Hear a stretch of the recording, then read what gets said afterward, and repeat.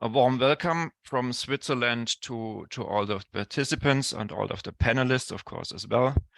Thank you for joining this afternoon. First of all, this session will be recorded, so if you have to leave early, we will send out the link to the recording after the event later today or tomorrow. The Q&A section of Zoom is open, so if you have a specific question, it would be great if you can just type it in and we'll try to answer it during the session.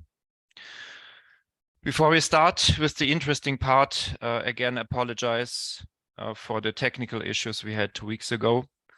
LinkedIn somehow removed the link to the Zoom meeting and we didn't notice. And after the meeting started, we were not able to add the link again. So apologize for everyone who tried to join as well 2 weeks ago.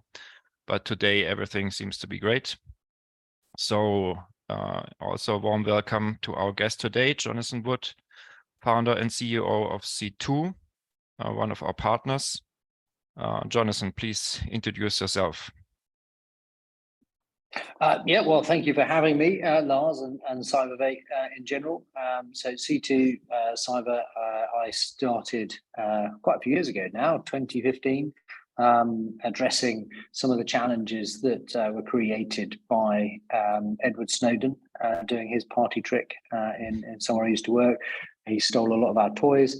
And so I was with an organization that was tasked with helping to make third-party risk less of a problem.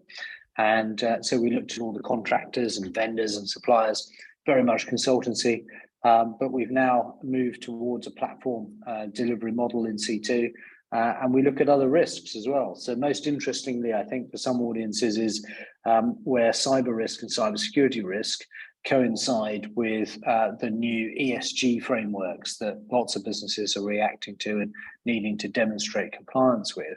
And one of the key things there, particularly for CISOs, is and information security professionals at large, is a lot of their budgets for discretionary projects have disappeared into ESG pots.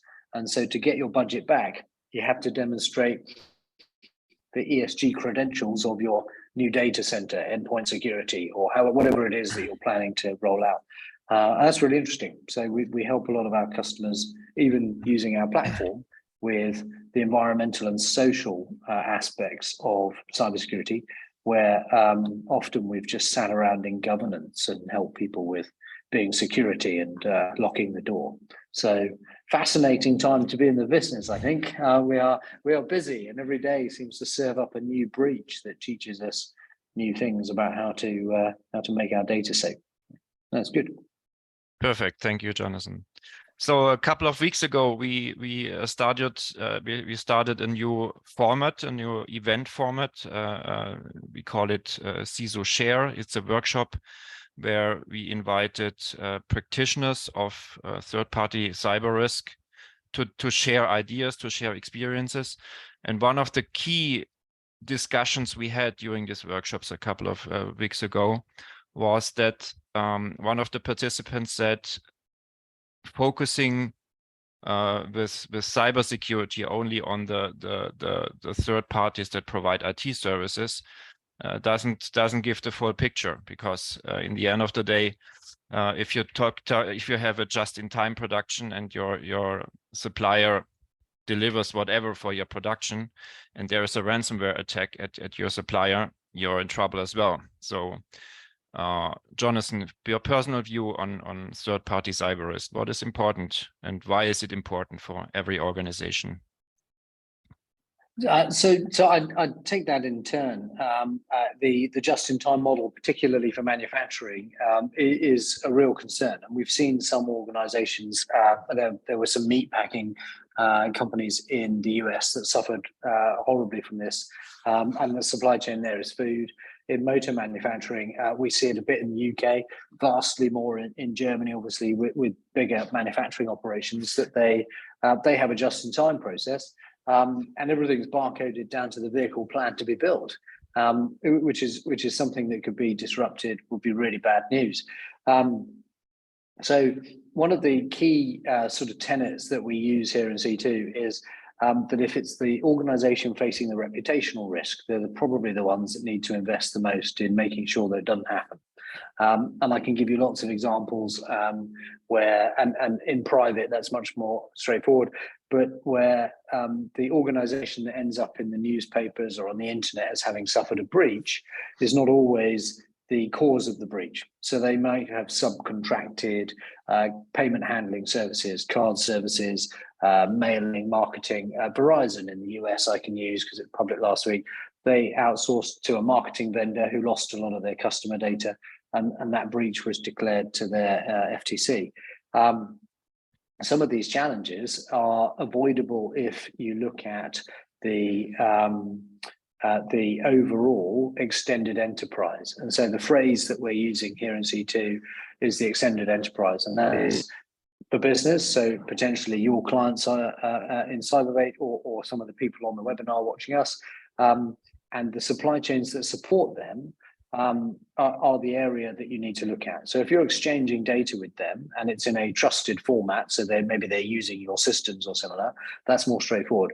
The data is leaving your domain and it's not literally, but your purview, and moving to your suppliers' systems, and also fourth and fifth and nth parties. So an area that we see, there might be a prime contractor in a financial services institution, and that prime contractor is actually the only contract that the bank has. And therefore, sometimes the only visibility in the supply chain is of that third party, which might be a large IT outsourcing outfit or similar. Below that might be password management, suppliers giving platforms to the IT outsourcing thing. We've seen breaches of LastPass and so on in the recent months. And then there might be hardware issues, and there might be availability issues. There might be networking challenges, and the outsourcing company is responsible for your VPN, which was a particular challenge during the pandemic. And if you can't see those fourth parties and fifth parties, you're relying on, you might have a exquisite third-party risk management process. And your third parties are beautifully managed, and you've got all their policies, and you've validated that they're very well run, and they've got all of the right ISO standards and everything else. But if they sub out some of their activity for you to a fourth party and you can't see it, you've got a problem. And if that fourth party then uses interns who bring their own devices to work because they're there for the summer, or they've got consultants where a retired chairman of a big manufacturing company has his own iPad and won't give it up. And then he goes to a big dinner. He's got all your data on this iPad, by the way. And he goes to a big dinner and he leaves it on a train, which happens internationally. It doesn't matter about which country, happens a lot here. And I'm in London Bridge, by the way, everybody. And so then you've got fourth parties, fifth parties, and the business right at the top of this tree can only see the third party. So they're briefing their compliance people, they're briefing their board, GRC, investor analysts on ours. Yep, we've got a great VRM platform, third-party risk nailed down. And then a fifth party breaches all your data. Nobody in your customer chain is worried about whether it was a third party or a fifth party. They just know that they gave you a credit card number and you lost it. And that's where the challenge lies. So we, in order to keep it positive, because cybersecurity can be positive, right? It's not just about keeping the barbarians outside the gate. It's about making the boat go faster. And the key investment case piece is, does this save us money or generate more revenue? And it can do both of those things if you, depending on the project, if you're aligning suppliers, you're making sure you don't buy the same service from more than one place.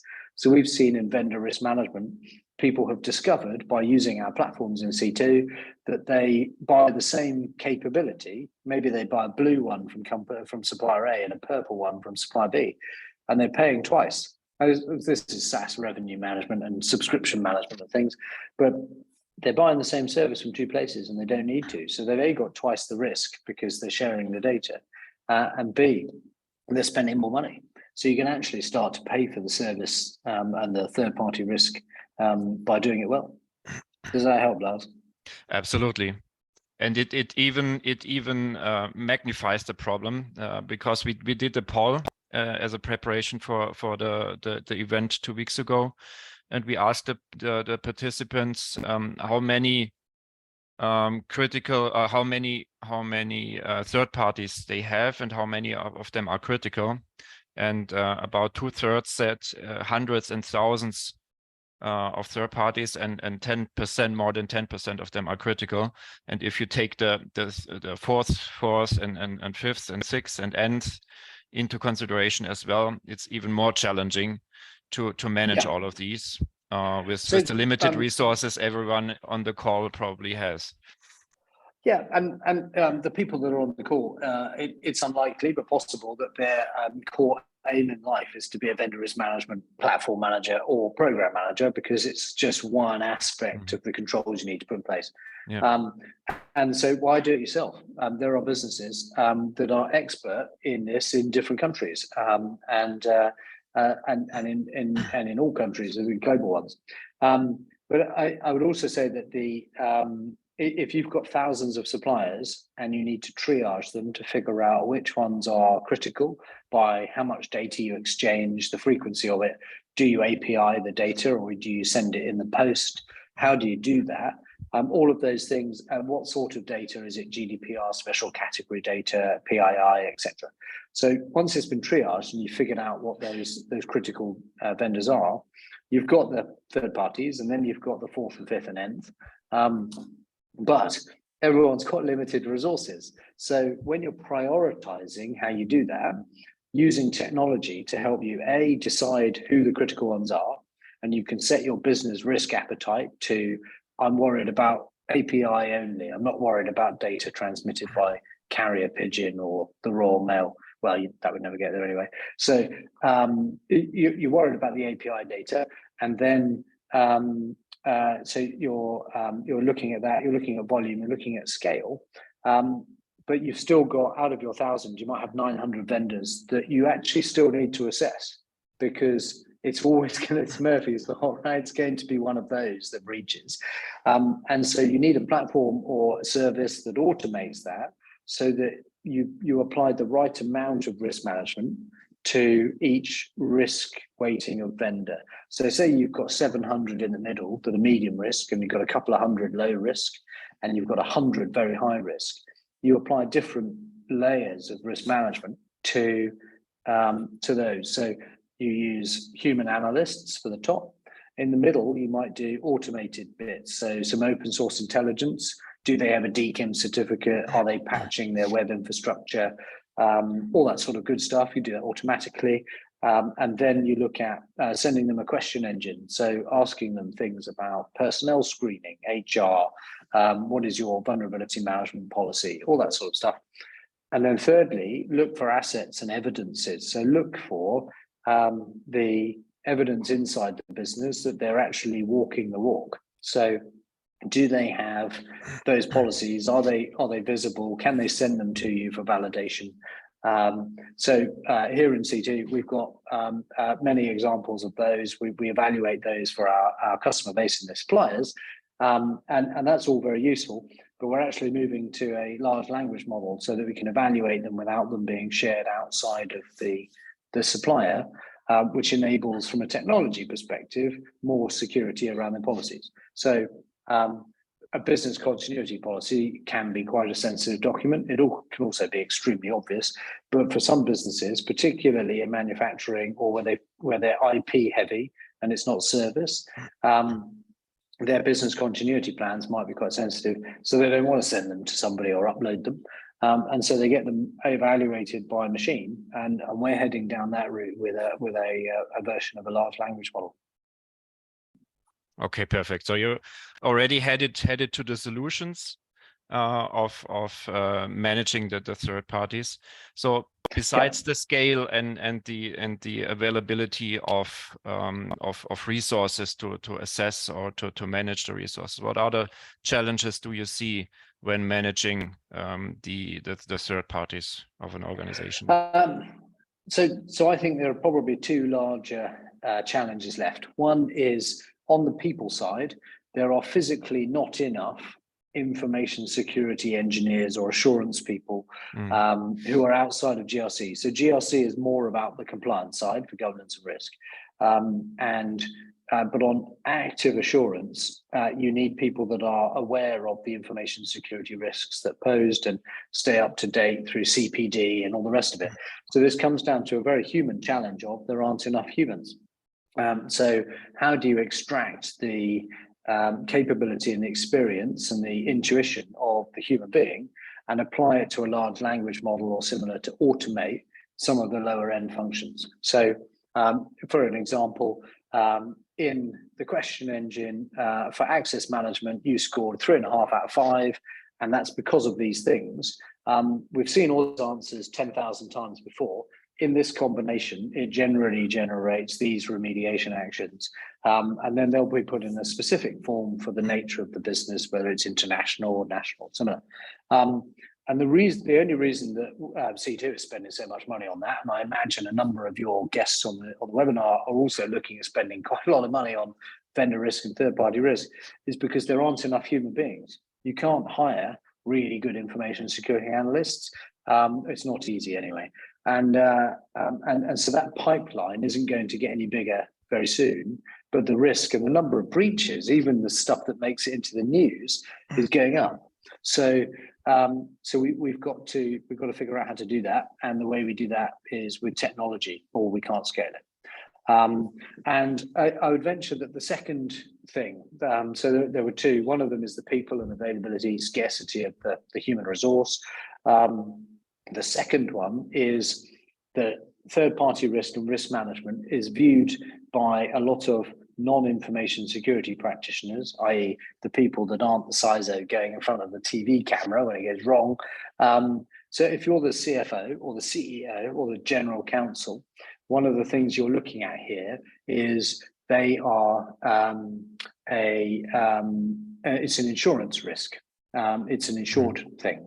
And that's an area that we need to demonstrate whether it goes faster or it goes slower by using vendor risk management and third-party risk management platforms and services and tooling.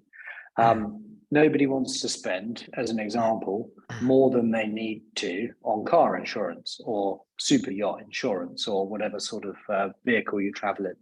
And so nobody wants to spend more on that. They just buy the insurance that covers the risk of loss.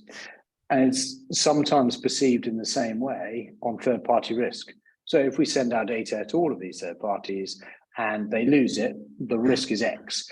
An example where that didn't pan out is Norsk Hydro 2015. There was a breach, they were ransomware, and they came into the market and they said, our insurance covered us for 10% of the losses we experienced from the ransomware attack. And obviously the 90% had to be absorbed by the business. If they had a third-party risk management program in place, that supplier may have been detected as being inadequate from a security controls perspective. And nobody is going to say it won't happen because there is the adage in CISOs that everybody's been breached. Some of you haven't noticed yet. And so we know it's going to happen. Therefore, the business case needs to be about how do you make it attractive to the business? And that's about streamlining things and making sure it's efficient. And my Venn diagram earlier, don't buy the same thing from two people. How do you find out? You go and talk to the suppliers. And in big organizations, just to finish that off, you've got a supplier and then the client has got more than one contract with that supplier, but the contracting sponsor inside the client has absolutely no idea that there are actually 5 contracts inside their business with that one supplier. The people that tell you are the supplier. They'll only tell you if you do some vendor risk or some supply chain management and find out. We've seen that a lot. So you can shrink it down to one contract with a supplier that also starts to pay for the program. Okay, perfect. We talked about automation. We talked about technology to deal with the amount of third parties. There is another option people can just add external resources. So as far as I understood, C2 also has a team that really works for clients doing the assessments. What is your experience on that? Is that something many of your customers want to have or do have, or what was your experience on that one? So we have different tiers in C2, and this is available from other places as well. But obviously, C2 is the best at it. No advertising. That's up here. There you go. So the tier is self-assessment. So that is where nobody touches it. The client doesn't touch it. We don't touch it. It's automated. You upload a list of entities that you are concerned about, your supply database, and they get queried and asked questions, and they get to interact on policies and evidences. Do you have ISO 27001 in the UK? Do you have Cyber Essentials or CINIL in France or something like that? So you get all of those bits of evidence together. Now that's more about assurance and compliance. If you actually want to assess the business, you've got a couple of options. One is that you have internal people inside the client that evaluate the answers that come back. We call that client assured. Then you've got Pro Assure, which is our product where the C2 analyst team will do the interaction with the supplier. They'll ask the clarification questions. They'll conclude the risk is X and you need to do Y. And that's the full managed service. On top of that, we also do have a number of clients where we supply the client side consultants and people. They're generally embedded, so they're not treated on a project basis. It's permanent, and that's because of the skill set we were talking about earlier. They're quite scarce. We have a lot of in-house training and B, a bit of a pipeline into some universities with good MSc courses to feed our analyst pool, and that seems to be working quite well.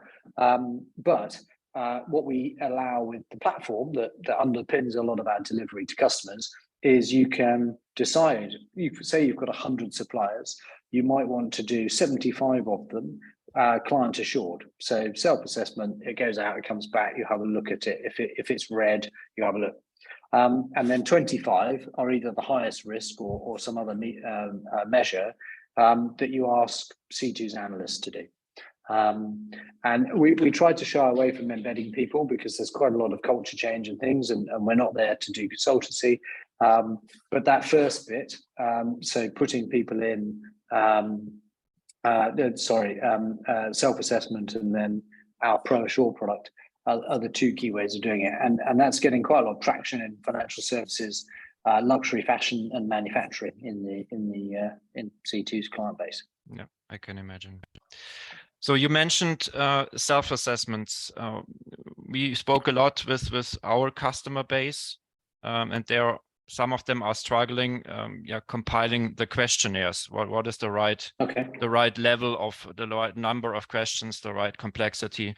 What is your experience? Is it better to have the smaller questionnaires with closed question, with open questions, or is it better to have more questions? What is your experience from your customer base?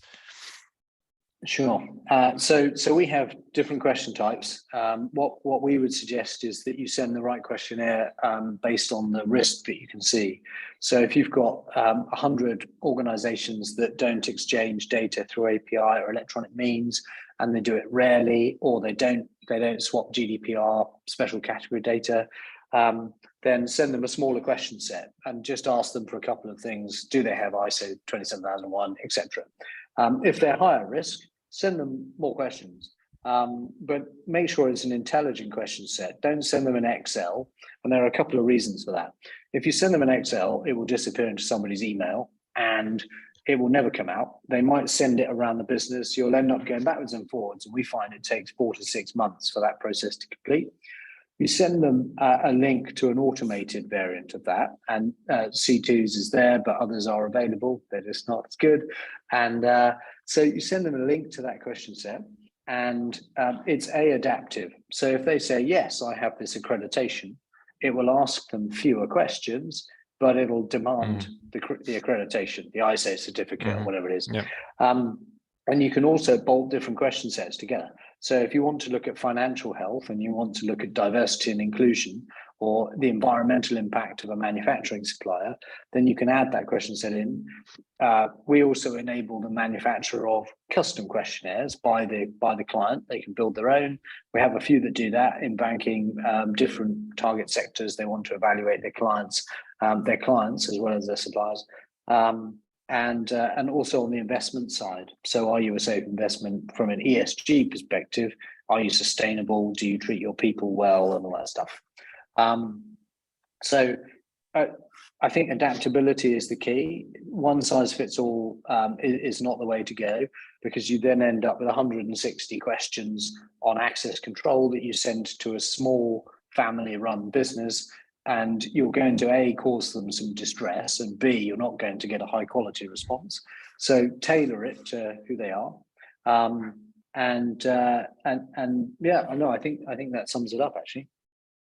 Perfect. I think that makes sense. Also, the funnel approach you mentioned. So not only assess deeper, but also have a less detailed questionnaire for the less critical ones, just to make sure that also the effort on the third party side is not that high.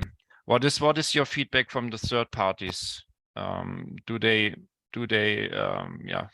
complain about just another questionnaire, or how do you make sure that they are engaged and really support your customer in the end of the day, and their customer as well? That's a good question. So you'll always get people that don't want to go through any sort of compliance or assurance process.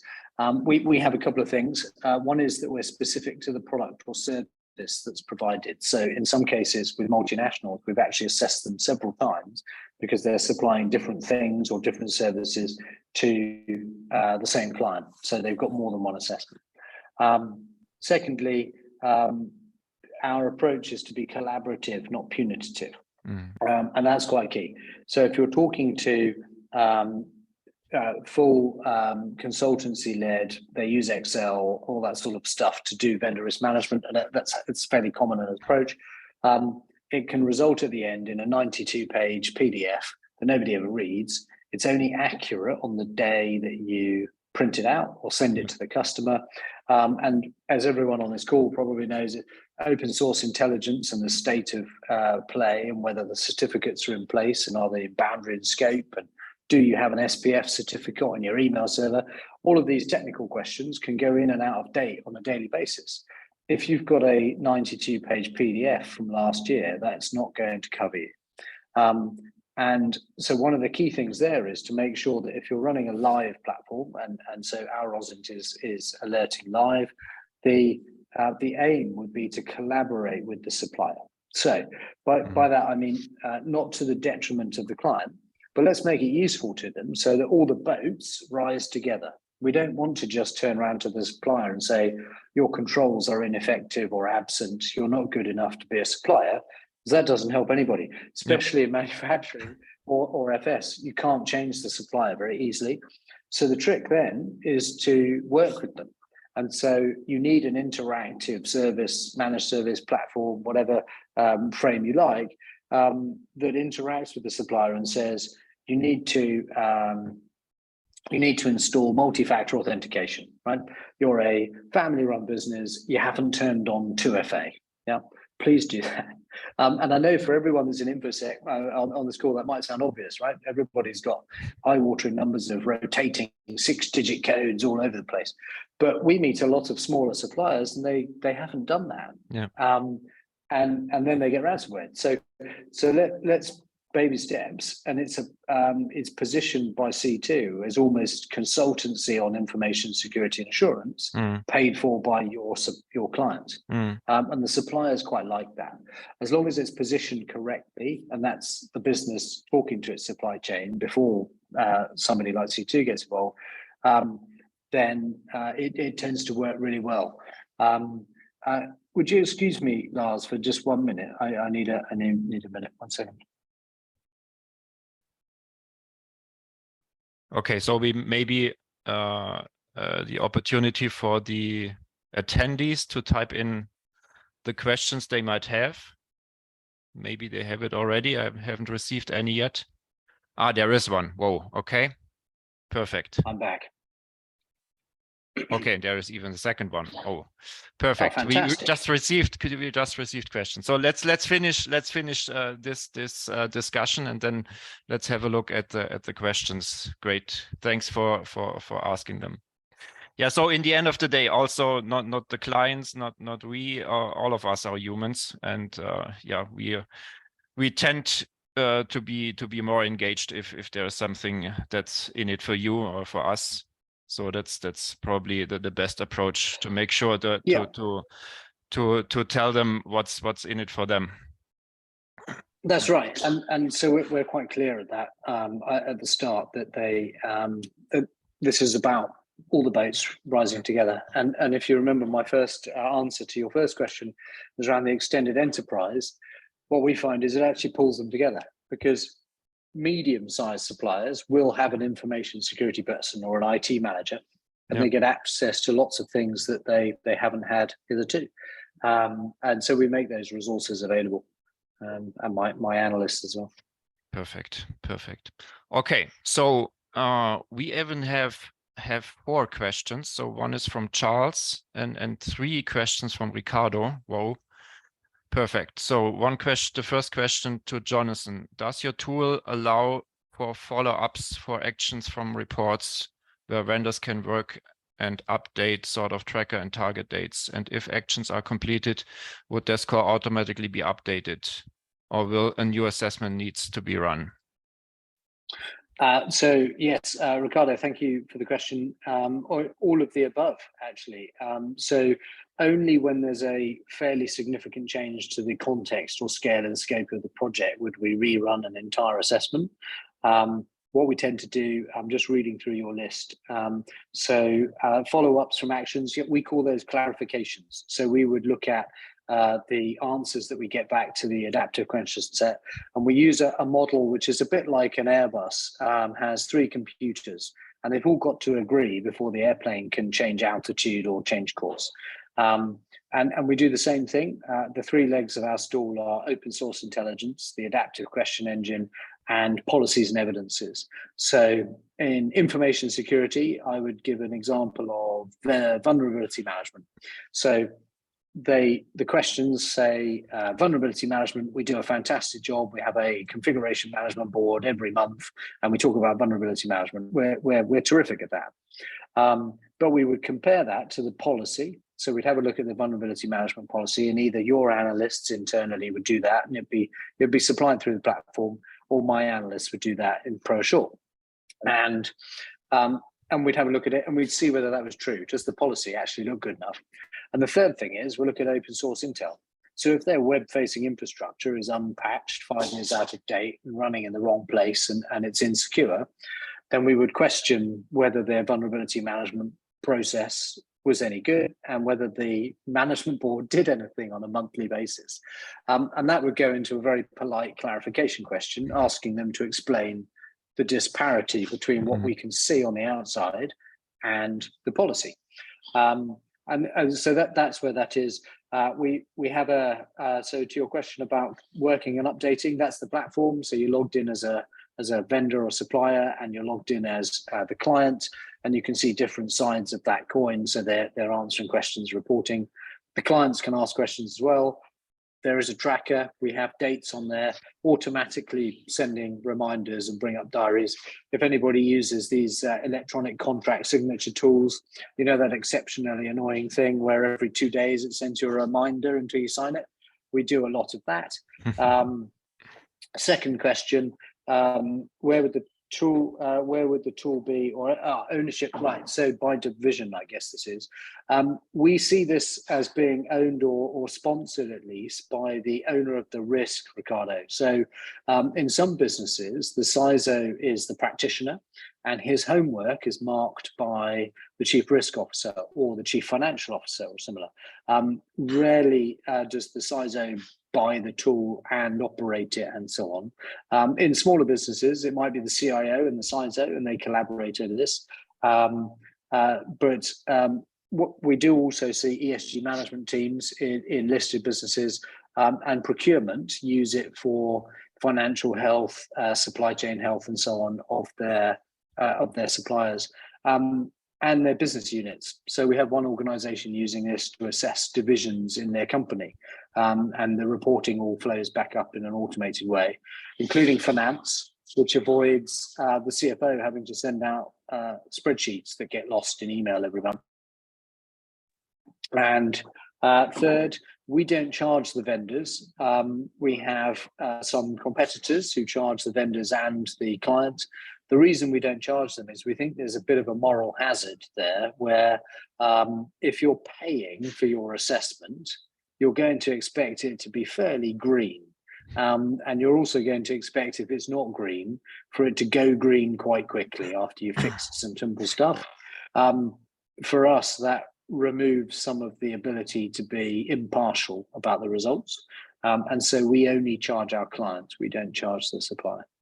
And differentiation and advantages, C2 from others, we're not competing in exactly the same space as CyberViolence and GRX. We think in a lot of cases they're complementary. I've seen something that says CyberVate is going to answer that. Is that Lars? Is that you wanting to jump? No. I just pushed the button that the other participants can also read the question. Got it. But okay. I totally agree. CyberGRX is also a partner of ours. So we also have customers with CyberGRX. And in the end of the day, we onboarded C2 because the lack of being able to have a custom questionnaire is something that many of our customers requested. And this is of course not possible with CyberGRX because it's a exchange platform that has a fairly static questionnaire. So this is from CyberVault point of view the main differentiator between C2 and CyberGRX. Okay. Yeah, perfect. And one additional remark to your second question, Ricardo, about the procurement. So this is also a discussion we had during our workshop, that the procurement has to be really integrated, both from a post-process side and also from a people side into the program. Because in the end of the day, it's typically quite hard to leverage a change within the third party when there is an active contract. So there is no motivation. Let's call it like this. Like no motivation for the third party to invest additional effort or money. I think that's true, Lars. However, the addendums that were put in place for privacy and data protection and so on after GDPR became legislation variously named in the European countries, means that there's usually a mechanism to demand, if something is found as a vulnerability or a control issue, that it is fixed. And so I think procurement teams particularly were quite good at the privacy side. And I think Article 5, Article 6 around suppliers and third parties means that there is usually a lever that you can use with a supplier to make it better and get them to fix them. Yeah. But still, it's offboard them. Yeah. So yeah. Okay, but that's not always possible. No, that's not always easy.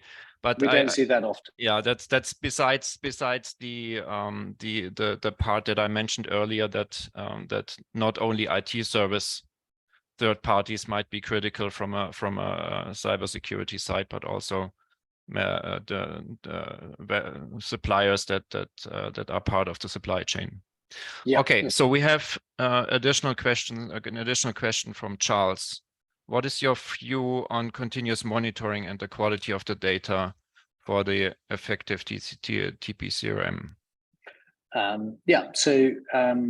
On continuous monitoring, we monitor on the open source side continuously for the assets. We also look at, I'll give you an example of where we think we've got a bit of an advantage, and that is that If you have a supplier and it has a domain name, and you put that into one of the security rating services, they'll give you an evaluation of that domain name. So c2cyber.com, cyberbay.com, our domains are evaluated on a security rating platform, and you get a score of somewhere, hopefully, around 90 to 100, depending on the day.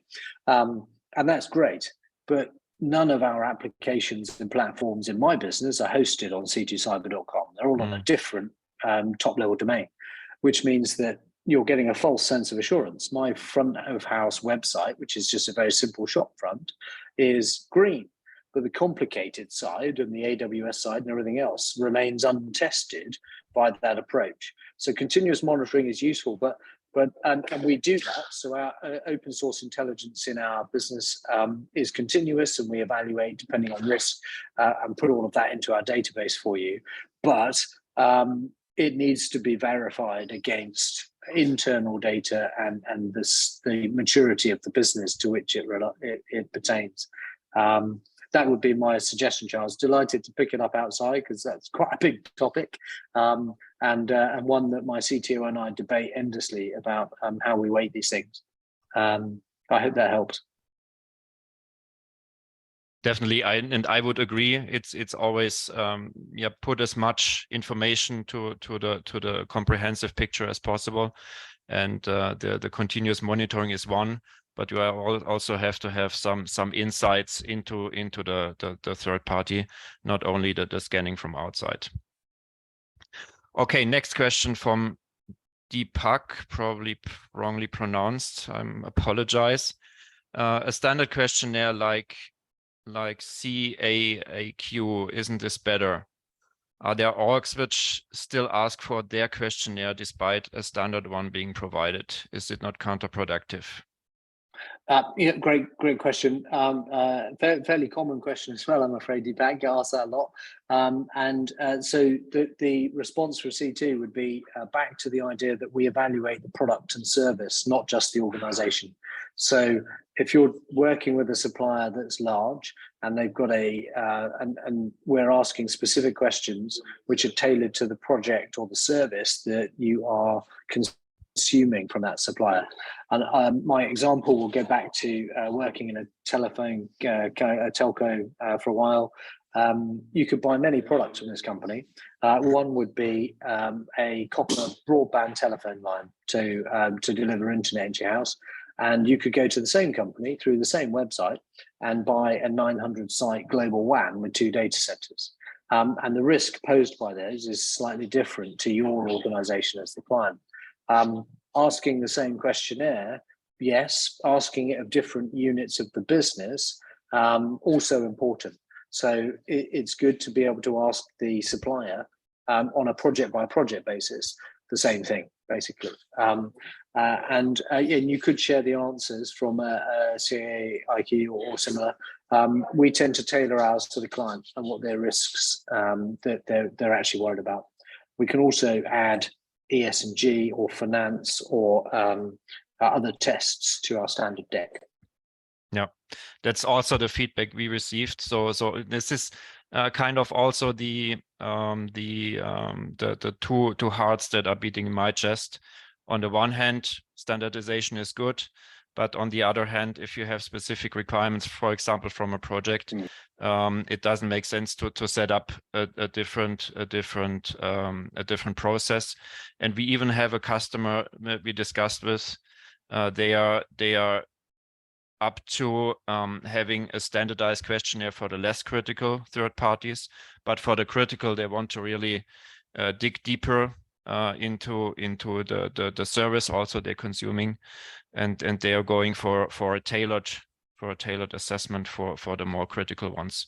So yeah, we do that a lot. Yeah. And we have them off the shelf. So as a bit of a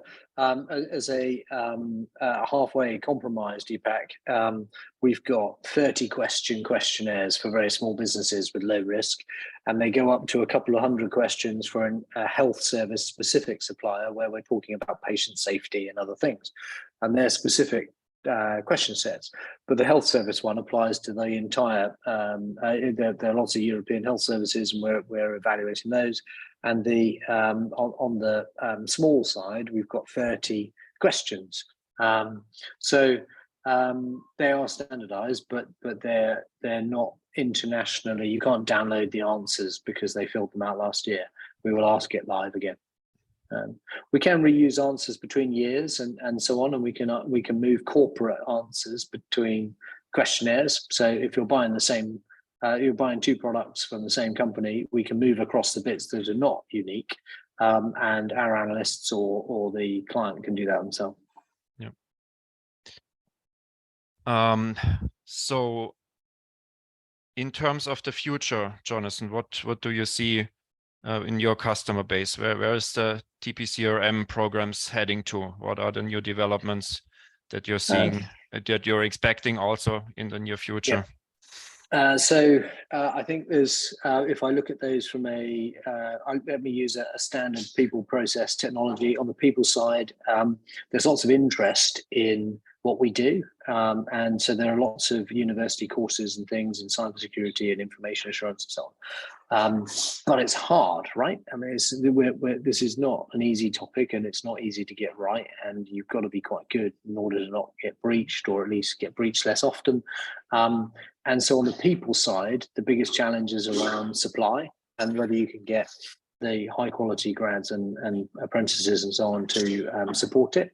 And then on the process side, I see the internationalization of businesses for particularly post-pandemic.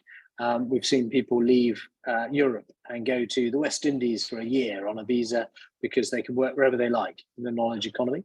And that presents other challenges. So on the process side, managing that internationalization of what was a national workforce. So if I use a UK example, you might have a 200-person consulting house here in London, and they've all decided that they're going to go to Sicily for the autumn, and they'll go to Barbados for the winter, and they'll come back to the UK.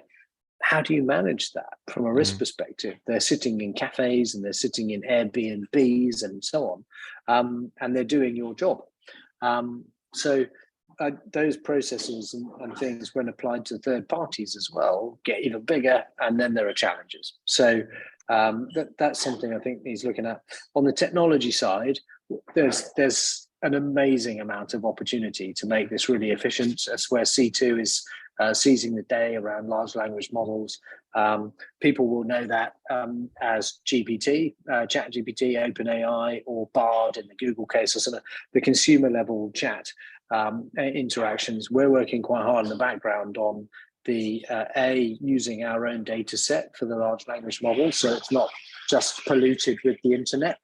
And secondly, making sure that the process is integrated with our platform properly. So lots of integrations going on at the front end for translation and recommendations and bits and pieces, and on the back end, making the analyst's life easier by helping them with clarification questions, I think. Perfect. So I just saw that there is another question from Sarah. When doing a DTA, is it deep data protection impact assessment? I don't know. Or is it DTAI? Sarah, is that data transfer impact assessment? Data transfer. Okay. Let's get a clarification. You can add data a transfer. Okay. There. Data transfer. Okay. How do you differentiate between providing services in the cloud and being a cloud provider? Yes. So that's an interesting challenge. I'm not sure I completely understand the question. Are you asking about C2 because we provide our services through cloud, or are you asking about the suppliers? So I imagine you're talking about your suppliers, wherever you are, and whether you differentiate between being a cloud provider that is supplying your business or somebody that provides services through a cloud. If I'm wrong, please say so, but I'll proceed on that basis. Okay, so data transfer and differentiating between them. So where services are provided in the cloud, there are lots of tests that we can provide, and our DevOps team do quite a lot of that. That's in our OSINT part of the framework, but obviously we can't see into a cloud provider or a cloud service being provided to you without the consent of the organization providing the service. And it's amazing how we've gone in the last 5 years from not uploading much to uploading huge amounts of data into project managements and Trellos and Asanas and Mondays and Zero for accounting, where formerly it was done on the accountant's laptop, and all of those things now in the cloud as services. So that's one of the transfer areas, and internationally, that's something that we query. We have a bank of evaluation, both questions and policies that we ask for, whether you're moving data to the US or from the UK back to the EU, which has recently got more complicated, and then out into the APEC privacy framework region. So there are areas where, from an international perspective, we evaluate that. We also do something, we've got a couple of interesting technology tools we use. One is looking at where all of the people are when they're working with us. So where are your suppliers? And if somebody in the supplier is answering all the questions, but they're based in the Far East, and you think they're only based in Germany, then there's a query. So we get the ASNs and sometimes the IP addresses of the people that are logging in. And then we look at that and we look at some of the threats and the risks that are coming from those regions. We try to marry them up. That all happens in the OSINT there for us. Does that help, Sarah? I'm not sure. Maybe there's an addendum on if you're actually a cloud provider asking different questions. We do that where there are lots that we use several in the business for that for internationalization purposes. But I'm happy to take it offline in a one-to-one chat if you want to talk about that separately.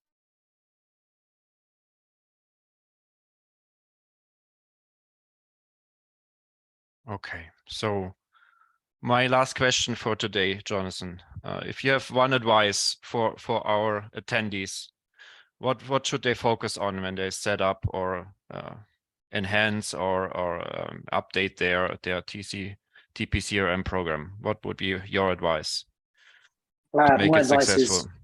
is it changes quickly. So it's always attractive to have people working for you and grow your team and make sure you employ the right analysts and all that stuff. I think it's moving too fast, and I think there aren't enough people. It's more important to be able to ask better questions of your supplier for third-party risk, that is. And so have a look at the industry, decide on the nature of the engagement that fits the culture of your business best. So that might be the big six consultants, lots of expensive day rating people. It might be that you want to go with the open source only security rating services and not doing with that. And then you might want middle ground, which is specialist consultants and managed services. And that's where C2 sits as it happens, but it's not always for everybody. I think the intelligent customer piece will be looking at which of those is likely to land best in your business if you're not aiming to build it yourself. If you're aiming to build it yourself, you can still use the platforms. I will cheerfully enable you through Cybervate to use our platform with your own people. But you've got to make sure you can get the right people. And actually, what we've done in some places is start with it all happening in C2, and then we slowly move to a hybrid model as people are recruited and they start to learn InfoSec, or they're InfoSec people but not analysts of third parties, and you train up your people, and then we slowly remove our analysts from the back and it becomes a self-service arrangement. Lots of opportunities, but if your core business is manufacturing something or selling a different service or banking or insurance or similar, don't try and do it yourself. That's not the strategy of any business. So I would outsource it to a trusted third party, ironically enough, and get them evaluated. Okay, Jonathan, thank you so much. So we are getting close to the end of our session today. Thank you for being our guest. Thank you for the valuable insights. I think everyone who joined us was able to take something with him. We are already planning our next CISO talk by the end of May. I'm not able to tell you exactly what it is, but it will be very interesting. If some of you have an idea, have a topic you want to discuss, or even want to be our guests, so we are always looking for guests for our CISO talks, just drop us a note. And thank you for being with us. Thank you for your time. Thank you for registering and attending, and have a great afternoon. Thank you. Bye-bye. Thank you, Lars. Cheers. Bye-bye.